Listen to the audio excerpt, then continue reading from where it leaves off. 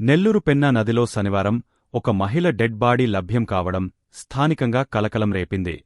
Penna bridge దిగువన ఉన్న Tikkana park వైపు నీటిలో మృతదేహం తేలియాడుతుండటాన్ని గమనించిన స్థానికులు పోలీసులకు సమాచారం అందించారు. విషయం తెలుసుకున్న నవాబుపేట పోలీసులు వెంటనే ఘటనా స్థలానికి చేరుకుని మృతదేహాన్ని ఒడ్డుకు చేర్చి పరిశీలించారు. మృతురాలి వయస్సు సుమారు 50 నుంచి 60 సంవత్సరాలు ఉంటుందని అంచనా వేస్తున్నారు. మృతదేహంపై ఎలాంటి గాయాలు లేవని, బహుశా ఆమె ఆత్మాహుతికి పాల్పడి ఉండవచ్చని పోలీసులు ప్రాథమికంగా భావిస్తున్నారు. ప్రస్తుతం గుర్తుతెలియని మహిళగా కేసు నమోదు చేసుకున్న పోలీసులు మృతురాలి వివరాలు తెలుసుకునేందుకు దర్యాప్తు చేస్తున్నామన్నారు.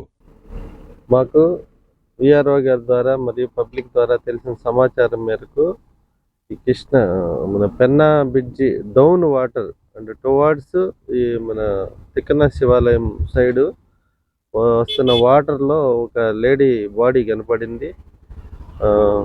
చూస్తే సుమారు వయసు 50 to 60 మధ్యలో వయసు ఉండే లేడీ.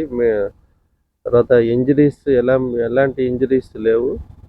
దీని మీద ఎవరైనా ఇక్కడికి వచ్చి దూకి ఆత్మహత్య చేసుకున్నట్టుగా అనిపిస్తూ ఉంది.